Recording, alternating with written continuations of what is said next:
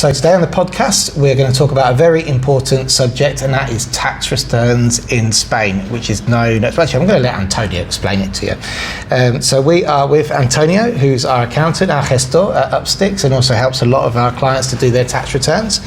And we're going to run through the five most basic points of what you need to know about a Spanish tax return. This is going to be really good for people who are looking to move over in the future, and for people who are moving over now. You need to know these things because we're in the tax return period. So anyway, Antonio, how's it going? Hello, good morning. Good morning. Fine, everything well. Thanks for taking the time, because I know that we are actually at a very busy time of the year, aren't we, at the moment? Well, almost always we are busy, but now it's a little bit worse than usually. It sounds like we're always at the end of a quarter, or we've always got a tax return, or always some sort of company return. Yeah, until the 31st of July is a never-ending story. But we are used to it, no problem. That's good. Well, thanks for taking the time. So what I wanted to do was just run through some basic points about the tax return in Spain, because obviously people who are coming from the UK, it's a lot different in the UK. Absolutely. Even the periods are different, aren't they? Because exactly. The tax period here is different to when people come from the UK or other parts of the world. So the first question I've got is a basic one. What is the tax return in Spain?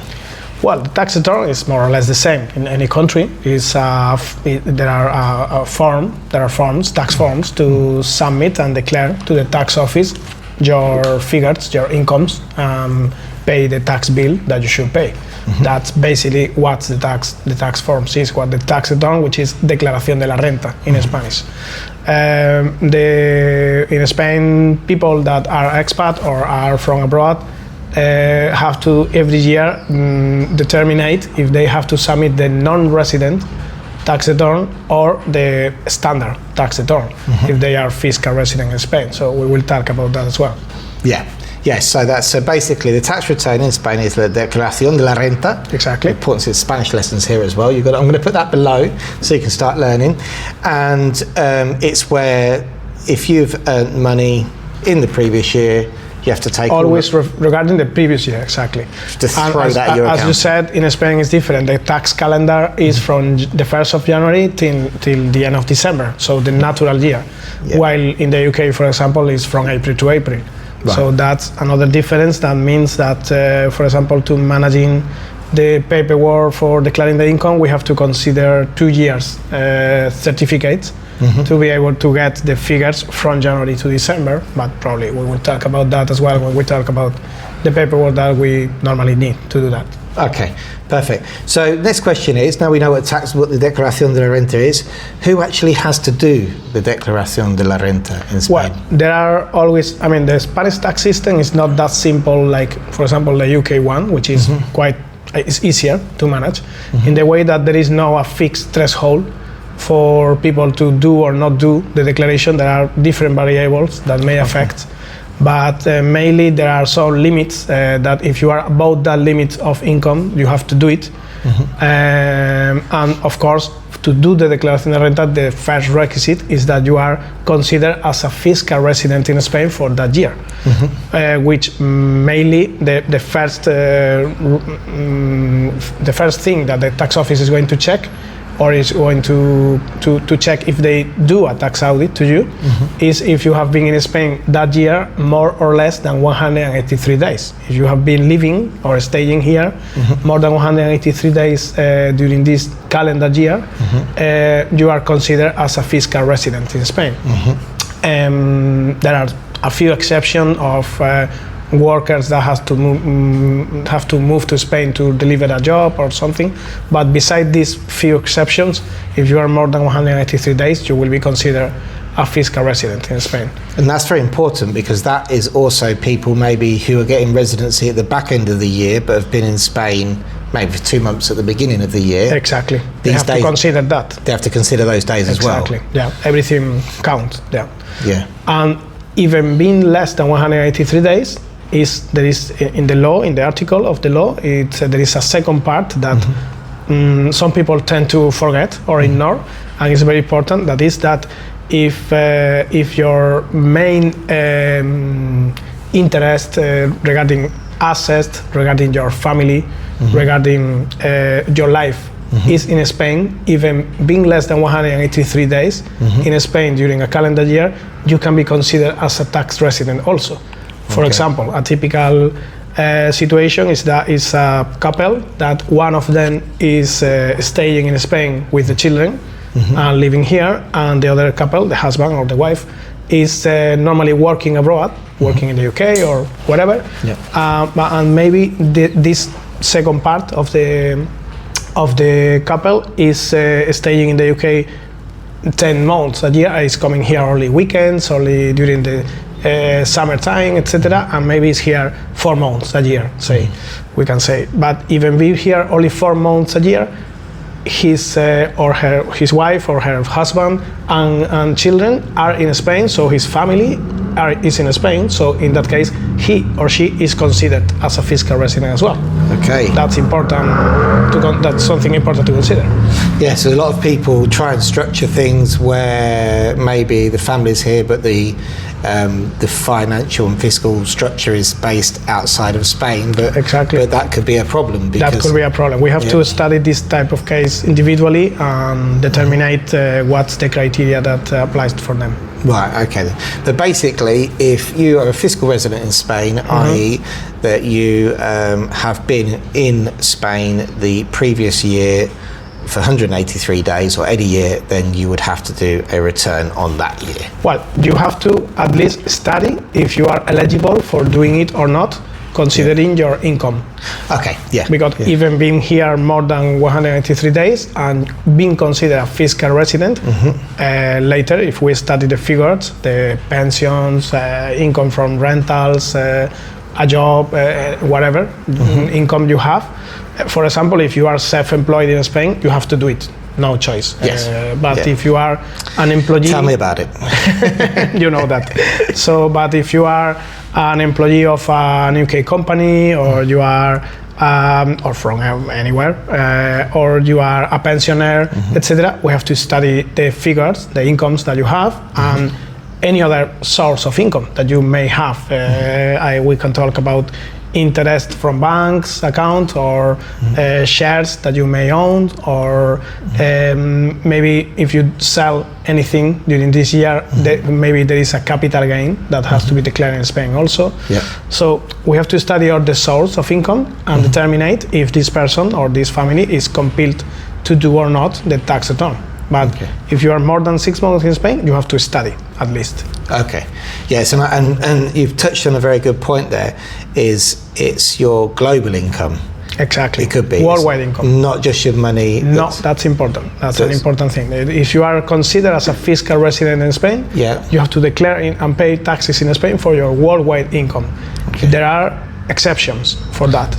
Like, for example, the public pensions from abroad, from other country. There are people, for example, I have a lot of clients living here in Spain that, for example, have a teacher pension or an army pension or a fireman pension, or for being working in the town hall of their country, of their city, in other country, and they have a pension for this job, which is a public job. So the pension is considered as a public pension and is not taxable in Spain. It's not. Okay. It's taxable in that country, in the UK, for example, or Ireland or whatever. But anyway, this is a little bit complicated to explain, but I will try. Even this public pension is not taxable in Spain, affects to the Spanish tax returns in the way that it may increase the tax rate. But it's not a taxable income. It may increase the tax rate for any other incomes that you have, like other pensions. Okay. I have clients that, for example, have 3 pensions, and one pension is a public pension, and then they have a private pension, and then they have a state pension. This is a very typical case. And the state pension, which is not a public pension, this is important. The state pension is considered as a private pension, even being from the government. Is not for a job that you deliver for a public office in the country. It's just because of your age.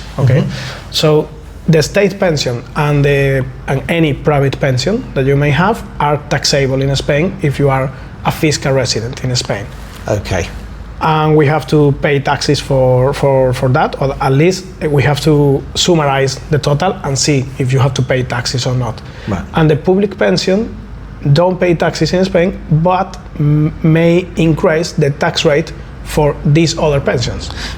Yeah, because So your income's increased, so you don't Exactly. pay tax on that specific pension, but because your income's increased, your tax rate is higher that you might pay Exactly. on the rest Your of the total pensions. income is higher. You are Okay. not going to pay taxes in Spain for the public pension, Yeah. but your total income is higher, so the tax rate that has to be applied to your tax return may be higher. Okay. That's it. Right. I hope that this is No, I think enough to understand. that's a very good explanation, because we're constantly hearing people talking about the double taxation treaty. So people who have tax, should we say, taxed at source in the UK, and then are going to be living here, and they're always asking us, well, do I get taxed again on that? all that we are talking about is actually put it in writing in the double taxation system agreement that exists between UK and Spain, between Ireland and Spain. The problem is that this kind of agreement, if you download it and read it, it's not that long normally. Maybe have 30, 50 pages. It's not that long, but it's quite difficult to understand if you're not a tax specialist. And it's open to interpretation, I imagine. And it's not open to interpretation, but it's open to misunderstand it. Yes. It's very clear, but Okay. it's difficult to understand if you don't understand the legal words, the legal language that this kind of documents uses. So That's it's where necessary that someone explain it to you in real words. I think to that's where this understand. misunderstanding of I'm going to pay tax twice comes, because you're not paying tax twice. No one is paying tax twice ever. But your threshold might go up, so you might end up paying tax on pensions that you probably wouldn't have paid in the country of origin. Exactly. And that's very important. And if you are paying taxes twice, that maybe someone from the audience say, I paid taxes twice that year in Spain and in the UK. Because maybe of the it happened. Maybe it happened because one of them is wrong. One of those tax bill is wrong, and they should ask a rebate of the one that is wrong, considering the situation that this person has. Because sometimes it's a common situation that someone moves to Spain, become a fiscal resident in Spain, but don't report that to the UK, to Ireland Revenue. So if they don't do that, the Ireland Revenue will be still applying taxes over their pension or their income from the UK. So and when the moment of doing the tax return in Spain comes, and go to a gestor or do it for themselves or whatever to do the tax return, and they are said, okay, you have to pay taxes for that because you are a fiscal resident in Spain. They will discover that they are paying taxes twice. But this is because they failed doing the report to Ireland Revenue on time to stop paying taxes in the UK. But even if they didn't do that on time, they still have 4 years to communicate that to Ireland Revenue, and Ireland Revenue will do a rebate to them of this tax that shouldn't be paid there.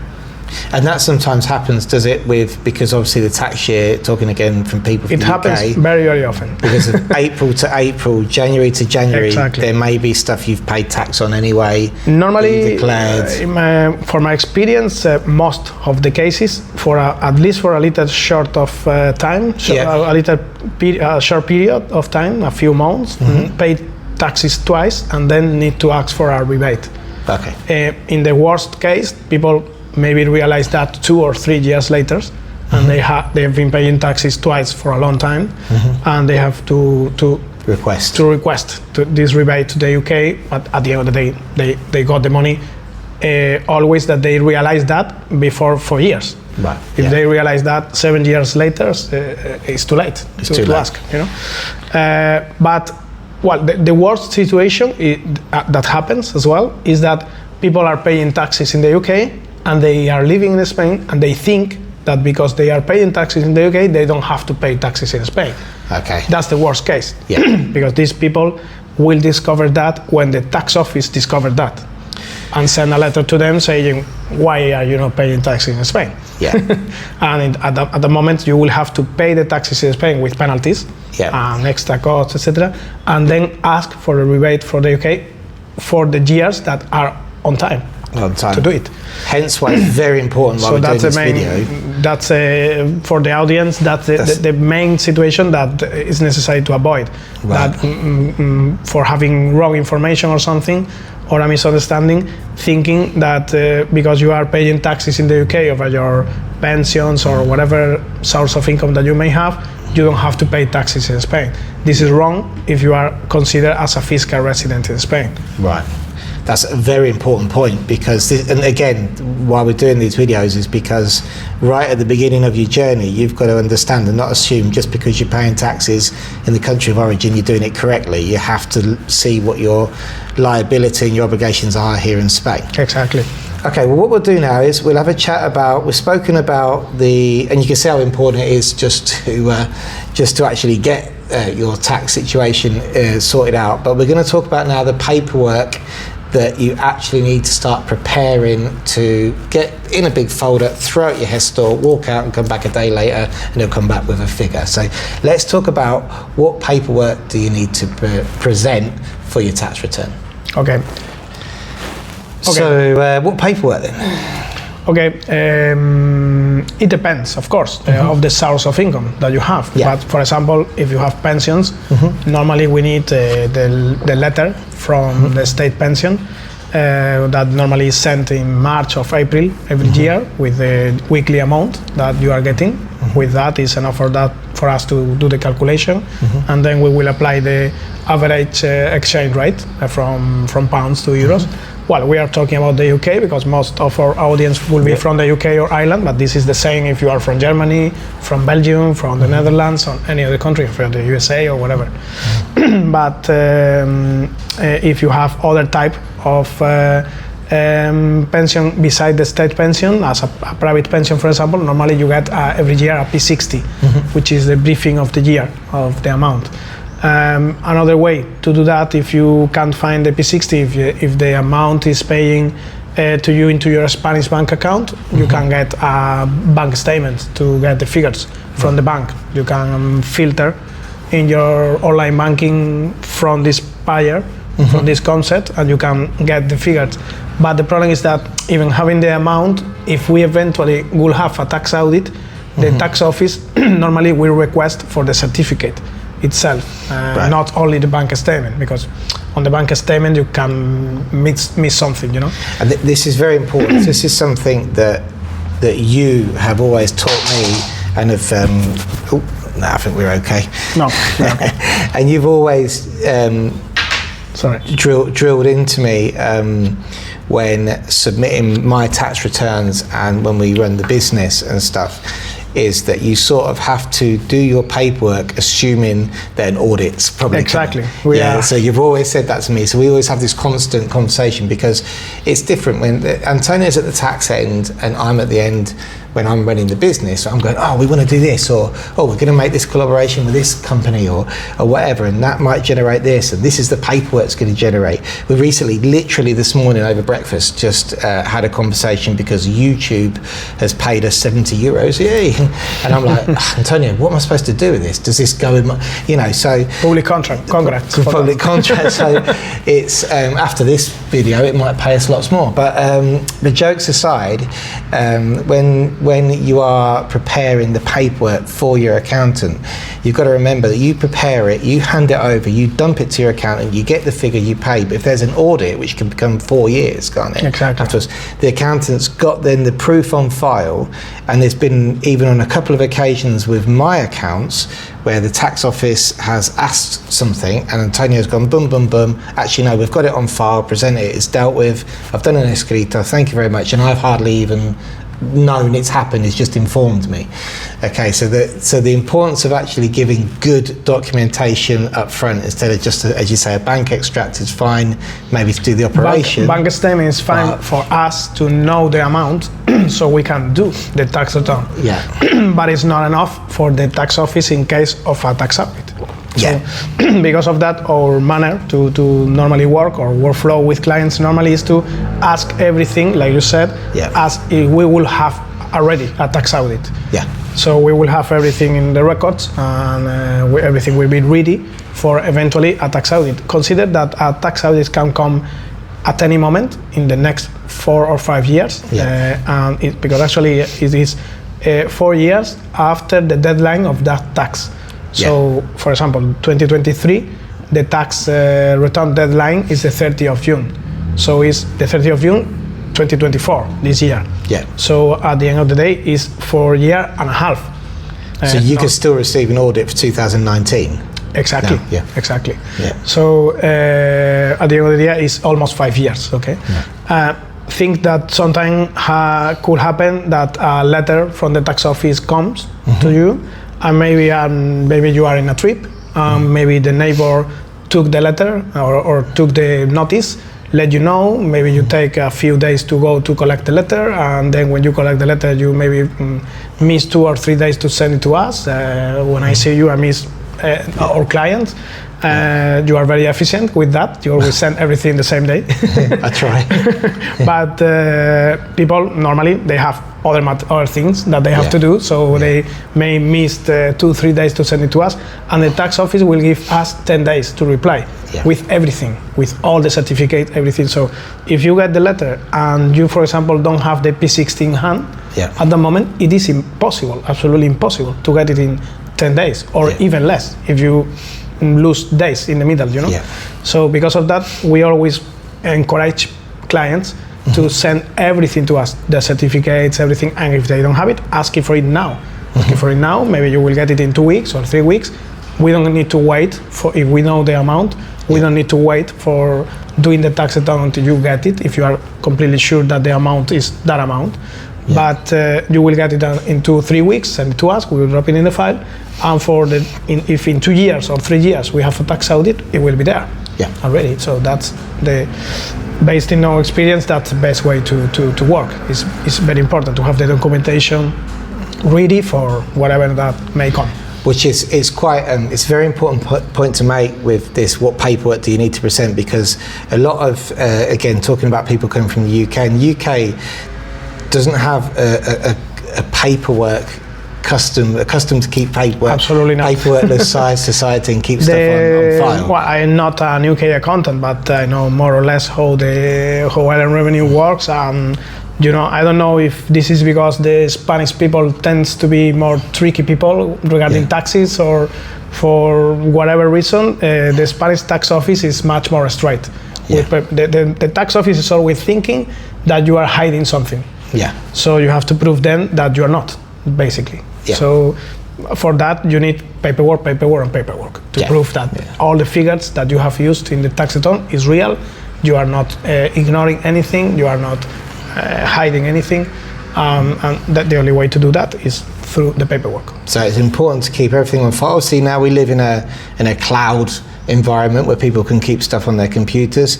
I actually have with Antonio a shared Google file, don't we? Google Drive folder is the best way to normally share the information. And we it's just the most keep common. everything in there. Apart from, I do send my originals as well, actually, when we do our tax return. And then, I mean, one of the good things is about when you're talking about what paperwork to present, and what I've found is when you do start doing your tax returns and you do it year on year, if you're doing it with the same person all the time, we're going to talk a little bit about that now. It's quite easy because you have the fiscal records from the previous year. You know the situation, so the family situation, the children, the variable that affects to the tax return. So you just need to ask if there is anything new. Did you any newborn this year? Any change on? Well, you have to ask as well, or check that there is no any recognition of any handicap, for example. That is something that affect in positive. I mean, it is a benefit, of course. If you have a benefit, that at least the handicap is not good, but at least you will have a fiscal benefit for having that.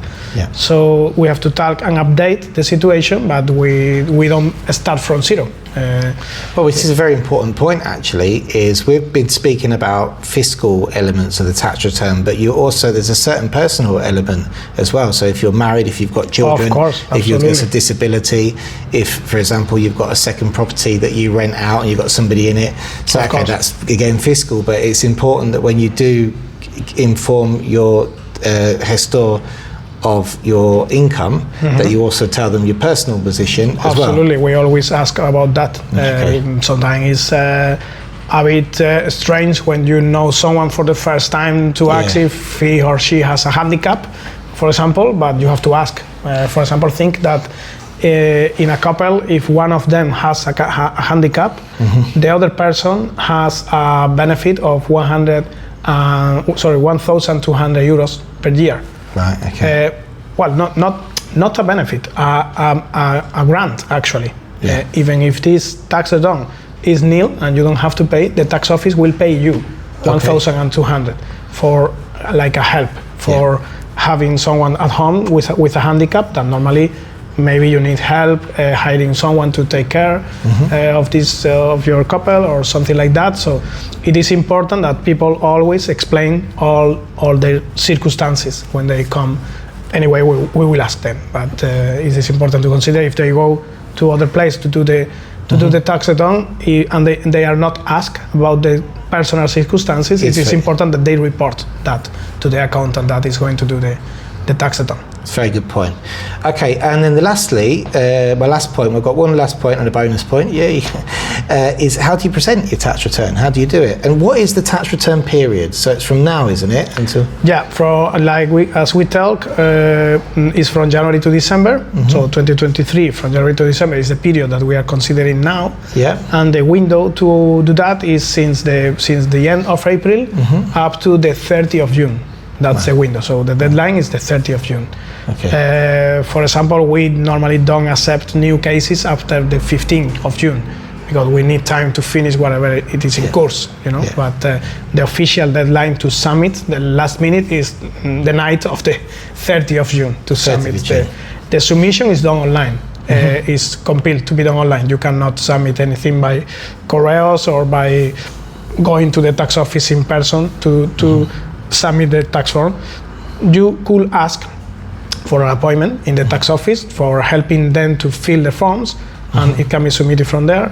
But this is something that we recommend only to people that have a very, very easy submission, kind of normally a Spaniard that is employee of a company and has just payrolls and no special circumstances. This kind of cases can be done online in the tax office if the person is easy with computers, or it can be done asking for an appointment in the tax office. But when the tax return is a little bit more complicated, if you have pension from abroad, if you have incomes from abroad, from a rental property that you own outside Spain and you are renting it or something like that, it's very difficult to do a good declaration in the tax office, because the tax office, for example, is going to ask you if you have a rental in the UK. It's going to ask you, okay, how much are you earning per month? The rental is 800 euros or 800 pounds, and you convert into euros. But they are not going to be worried about, for example, offsetting expenses. They are not going to lose time. They think that maybe they have 20 minutes for each case, for each appointment. If they start asking you a lot of paperwork, you maybe need to come again. You maybe will be more than 20 minutes with them. So their aim is to finish in 20 minutes. And they don't care if you pay more or less taxes, because you're not paying anything to them to do that. They are just there to help you to fill the form, but they are not there to give you tax advice. It's not in their interest to tell you the best way to present it. They just want to take the money, take the proof. Actually, it's the opposite for them. It's the opposite for them. Actually, well, they are not gaining anything for you paying more. But if they don't if they don't finish the submission within these 20 minutes, you're going to come back. It's a problem for them in their job. I mean, they are not good for their bosses. They are not doing a good job. If they are not finishing each case in these 20 minutes. So their aim is to finish it. They don't care if you pay more or less. So. And the difference is, so when you use, obviously you as a gestor, you as a representative do that part of the return. Of course. And then when you do mine, for example, first of all, you take all the stuff you already have, because you run the business anyway in that respect. So you go, okay, then Chris, this is this, and then you look at the personal circumstance. And like last year, Marta called me actually, and she had like just a few questions. So she said to me, "Oh, have you got any expenses from the house that you rent out?" Yeah, because I see we haven't got any. Exactly. Could you send me this because it's missing? There was something missing for the children as well, I think. So those little bits is what the tax office is not going to care about that. The tax office normally, well, there are some officers that are a little bit more honest and try to do something, but when they say complicated, actually it's very usual that clients comes from the tax office because the tax officer in our city, they when they see a case that is complicated, they say, well, I could do it, but if I were you, I will go to a gestor. Go to a gestor, Go to a gestor, and they know that, for example, English-speaking people that normally goes to our local tax office, normally they send it to us because they know that we speak English, and they have a problem with the language, and they may have a problem because they don't know exactly what to do with the public pension, private pension, these kind of things. They are not used to do this kind of submissions. So they don't, even being people that are working in the tax office, consider that sometimes are people that maybe has been hiring 2 weeks before and have done a quick course of how to do the tax return, and with 2 weeks experience, they just are doing the job, So if they see a special case different than the one that they have been explained in the 2 weeks course, they will say, well, I can't manage it, It's not that difficult, but it's impossible to manage it with 2 weeks experience. Yeah, of course. So it's very common that if you go to the tax office with a complicated case, normally they will say, no, we can't do that, go to a gestor to do it. And gestor obviously does it online with the tax office. And then, okay, so what we're going to do now is just talk about... And if you have to pay, I can add this information, pieces of information that I think that is useful. If you have to pay, you can pay in once at the 30th of June, or you can ask for 2 payments, which will be 60% of the tax bill on the 30th of June, and 40% of the tax bill on the 5th of November. Okay. And this is without any interest. Okay. Besides that, if the amount is very high or you are in a financial bad situation, you can ask for monthly installments, paying a little interest. It's very little, but even without any interest, you can do the payment in this. But that has to be authorized, doesn't it, by the tax office? Has to be authorized, but if you have no debts, at the present, if you don't have any debts with the tax office, they normally, and the amount is less than 18,000 euros, actually, which is normally enough, is something automatic, I think it's quite, sometimes, I've explained it to clients, hopefully correctly, sometimes in the past, but say, for example, the tax office owed you money, and it was due to be paid out, say, like for us, for example, as a business, we might have that situation, but then I do my personal tax return and I owe them money. They offset one against the other, don't they sometimes compensate the balance, one against the other. Because you essentially hold, all this that we're talking about now, you hold an account with the tax office, don't you? So you're with the tax office, you have your account, you're either a fiscal resident or non-resident. Exactly. And if you owe them money, then you have to pay that in the structure that you said. And sometimes in the rare occasion, very rare occasion, they may have to give you money back. Maybe it's from anything. Maybe it's from a house sale operation, from a tax return, or whatever. Pension. If you do a tax return, it's quite possible they'll offset that, won't they, against that? Absolutely, they do that, Okay, well, let's talk about the last point is non-residents. So the last point, this is your bonus material, because we're not talking about non-residents today, but it's very important because a lot of people have properties in Spain, and if you've got a property in Spain before you move over, then you will be paying non-residence tax. So it's important to know, first of all, the non-residence tax, that runs until the end of the year, doesn't it?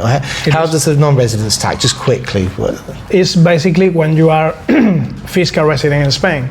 In 1 year you have to do, as we've been talking, the standard tax return, the declaración de la renta. But if in that year you are not considered as a fiscal resident in Spain, you have to do the non-resident tax return if you are in someone of the cases that you have to do. One of them, very typical, is owning a house in Spain. If you own a house in Spain, For example, in the UK, you don't pay taxes for your main house, for your home. But you have a second home or a third home, you have to input tax over that houses. And it is the same in Spain. So if you are not a fiscal resident in Spain for a year, then your house in Spain is not your home. Because you are not living here. So it's considered as a second home. And as a second home, you have to input tax over that home. That's it. So beside sometimes people tend to think, because they are paying every year the EB, the Impuesto sobre Bienes Inmuebles, which is the council tax in the UK. They are paying the council tax every year. They think that that's it, and it's not. Beside the council tax, you have to pay the non-resident tax at all, and declare that input tax, which is a percentage over the value of the house that you have to calculate with the EB receipt, with the cadastral value of the house, and pay that every year.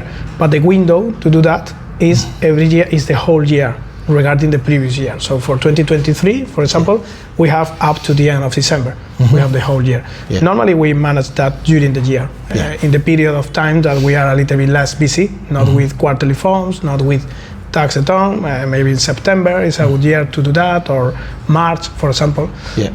We try to, people that have to do that every year, we don't leave it for December. We eventually can do the forms actually and address the payment by direct debit to December if you want. But we leave the forms done in March, for example. Normally it's a little amount, and people tend to say just pay, because it's normally maybe 50 euros, 100 euros or something, and they prefer, just in case that in December maybe you can change your bank account, or you cannot realize the day that is going to go that, and you don't have balance or whatever, and have a problem. So normally we recommend to pay as you go. But very important point though, if you are a non-resident, you own a property, you're going to be becoming a resident, obviously you'll be switching from non-residence to residence tax at one point. But if you are buying a property as a non-resident, or own a property as a non-resident, don't leave your non-residence tax until the 20th of December. Absolutely. So, although it says there's a limit of the 31st of December, you are free to do it during the year. Well, if there are people that are realizing that now, we can say that we can update the taxes that hasn't been done, and you have to pay some extra money, some interest. But while you do that voluntarily before the tax office realized, the penalty is not that high. It's a little amount. So even if you missed 1 year and we have to do it to do a late submission, it's not that grave, because the amount normally is little, and maybe if you have to pay 5% extra, for example, it's not anything grave, But of course, if you think that you are in that situation, find an accountant or contact us as soon as possible. So it's better to update everything. Better to pay it late than wait till the tax office find out. And absolutely. If the tax office realize it, they are going to put a fine of 50% of the amount that you missed. So it's a huge difference. It's a huge difference. Paying a 5% or a 50%. This 50% at the end of the day can be reduced a little bit if you agree with this and you pay quickly, etc. But at the end of the day, will be around 35%. So it's better to do it before they realized. Fantastic. Right, well that's it. We're going to wrap up. Now that was absolutely fantastic. I'd like to thank Antonio again for coming on and explaining about what is a Spanish tax return. Obviously, when you move over, if you need a gestor, here's Antonio. We're going to put his contact details below, and you can get in contact with him and his company, and that's basically it. So that is our summary of what is a tax return. Thank you very much for coming on again. Thanks to you for your invitation. It's been a great podcast again, and we've got more stuff coming soon. If you like the channel, don't forget to subscribe, don't forget to like, and please share this with all your contacts. Bye bye.